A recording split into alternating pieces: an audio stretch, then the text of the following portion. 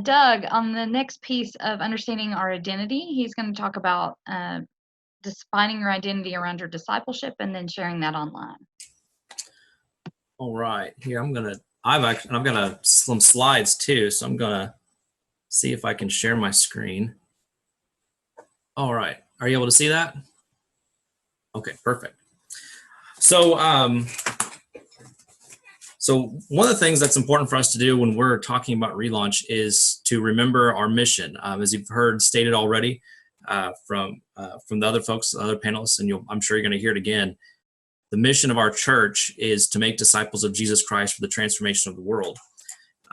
We might be asking ourselves, though, how do we do that? Well, a few paragraphs later in the book of Discipline, it actually gives us some instructions about how disciples are made in our churches, believing that the local church is the best arena for where discipleship making occurs, and it gives us a lot of instructions. I won't even go through all of these. You can see them. It's a mouthful. It would be very difficult to do some of the things that Todd has laid out about trying to clarify our statement to folks that are potentially wanting to grow in their discipleship. It would be hard for us to give them this list. And so there's been a conversation that we've been having in the conference, and it's happening in churches all over, to look at your personal context and figure out how you can take what you know about how disciples are made and interpret that for your personal context. And so Doug, can I just hop in real quick? Can you go up to your thing and hit slideshow on the top board? Yep, go across. Yeah. Oh, you seen it now? You're gonna have to click it again, and it'll hold on. Just go full screen. Hold on, I'm gonna try to do this a different way. All right, can you see it now? Yes, thank you. Okay, there you go. Okay, so it's important for us to look at our personal context. At Killdeer United Methodist Church, we spent a year long going through this process of looking at our community, studying our community, looking at our current ministries and programs, and we decided that what we desperately needed was something intentional. Discipleship at our church was happening on accident. We had all of the right components and a system in place where people could get connected with the church, and then maybe they stumble into a small group, maybe they stumble into serving. But what we weren't doing was we were not intentional about communicating to them how to grow in discipleship through the life of the church. One of the resources that we had was something that the conference actually supplied us with a couple of years ago, which was this resource by Junius B. Dotson called Developing an Intentional Discipleship System. The conference gave us some of these books that we could go through. You can also get one on seeallthepeople.org. You can download the PDF for free. We got these and went through with our leadership board and realized that we knew we needed a discipleship system, but we still didn't fully understand how disciples were made at our church. We needed something more personal. And so we asked Michelle Morris, who's written a great book called The Gospel Discipleship, to come and to talk to our congregation about how disciples are made at Kibler. And so she was able to give us an assessment and some training to help us create our system. When we did this assessment, we found out that we ranked high on the Matthean model, which means that our church believes that the primary way that we grow as disciples is by serving, is by hands-on activity, by doing something. We want to show our faith by what we do. And so instead of trying to look at what was working for other congregations and taking that information and making it our own, we just sort of leaned into our type. If we're Mattheans, let's embrace that. Let's talk about the things that we know we're going to excel in, and let's just do that instead of trying to be somebody else. One of the ways that we did this was coming up with our own understanding of our the way that disciples are made at Kibler. And what's funny is that this is a lot like what Springdale first came up with. And Todd and I never talked about this, but this is eerily similar. We gather, group, and go. We changed it slightly, but it was so simple for us to be able to communicate this to our congregation and to potential folks coming into our congregation and want to grow in the life of our church. So we didn't change much about what we were doing. We simply changed our focus and we added intentionality. We gather, we group, we go. This is what we do as disciples at Kibler United Methodist Church. The intentionality part was we had to add next steps. It's exactly the simple church model. The next steps for us were intentionally inviting everybody who gathered in worship, if they'd never been baptized, made a profession of faith, or if they wanted to learn what it meant to join our church, we invited them every Sunday during our gatherings. We also had our small group leaders who would intentionally invite all visitors to join them in a group. We believe that when we group, everyone is growing in discipleship. It's where they're learning spiritual disciplines. It's where they're developing greater relationships with one another. So when we group together, everyone's invited to go to serve inside the church through one of the programs we offer or in one of the various outreach ministries we offer. And when we go, everyone is invited to the next time that we gather. And it does create a cycle. And the reason is because discipleship's never over. We're always growing, and this is how we do it. So there's a circle as we gather, group, and go, gather, group, and go.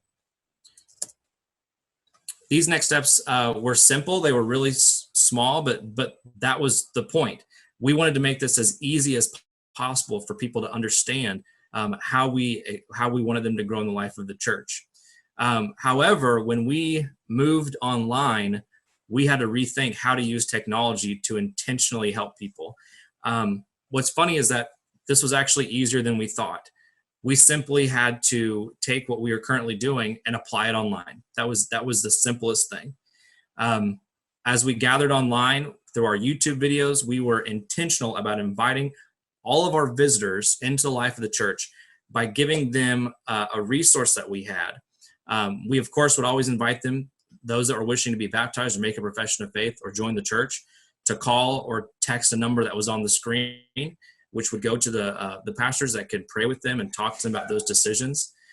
Also, as we gathered online, we invited our visitors to text message a number that would give them a resource called Right Now Media. I'm going to give you that resource here in a second. And what that allowed them to do is to fill out information, to sign up essentially, and we would get their name and their email address so that we could send them information about different groups that were happening online. We have a group that's meeting on Wednesday nights right now that's going through a study together. And so we were able to invite our visitors to group. And then once we are grouping, we can invite them to go. You might wonder, how do you go right now? It is a little difficult, but we have some opportunities to do some things online where we get together. And instead of studying, we're fellowshipping, which is primarily the way we're doing things. And we're intentional about inviting everybody to be a part of that. Those that aren't connected with our church yet, we want everybody to come and be a part of it. So we've had a lot of families from out of town that have never been to our church who have come online with us, and we're having like trivia nights together. So as we group and go online, we're also inviting all of those folks back to gather with us. So you can see all we did was just take our model that already existed and we adapted it. Some of the things that we learned when it comes to social media, like your Facebook and your YouTube and your public websites, these are really a great place not to be a bulletin board for your members. This is how you communicate to folks that have never been in your church. Your Facebook page, when you create content that is shareable, that's not got a lot of inside language, it's not got information about board meetings happening in the church and stuff that your members care about, but stuff that can be geared towards your visitors, this is primarily how you can communicate with folks. And you're probably learning that right now as you're sharing your sermons and other things online, is that you're attracting a lot of people who have never been inside your building. That's not on accident. That is how you use social media. So use it well. Use it as a billboard for your church and not as a bulletin board. Also, one of the things that you can do, and I'm going to give you a resource here in a second that will give you more information, is you can actually target some of your content to reach certain demographics in your community. And so if there's an area that y'all have been thinking about wanting to reach as a church, you can actually target that area with your content. And it does have a small fee. It's very minimal. And you can send that out to folks and they find it on their Facebook and other social media outlets. Emails are great for your regular attenders and good for posting information about events, meetings, pictures, baby announcements, things like that, things that your membership would really care about. And you can get emails from visitors on social media pretty easy. And I'm going to give you some resources here in a second about how to do that. Once you have that, use your emails to market to your members and your regular attenders. I'm going to tell you another way that you can do that, another resource here in a second. Statistically, people will find your churches by searching online through Google. So if you Google your church right now and it doesn't show up, you don't exist to visitors online.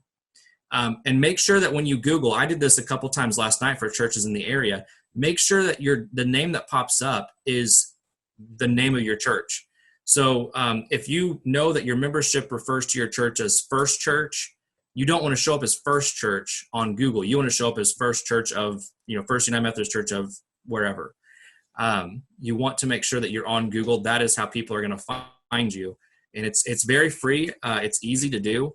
You just have to claim ownership of the building on Google. And there's a way to do that. Very simple, just going to Google, and there's instructions on how to do it. Here's some resources though. Canva.com. It's mostly free. It's great for creating pictures and animations for your videos. Text to join. This does have a small cost, but it's a great tool for getting visitors to sign up for emails. And so what it is you can put this on your videos or other content, and you tell people text, First Church to 41411, and there will be a way for you to sign up by email so you start getting our newsletters. MailChimp.com is email marketing. It's free if you have less than so many emails a month. It's also integrated with text to join, which means that when people text to join, it automatically goes to MailChimp. There's no extra step for you. Right Now Media is the one that we use.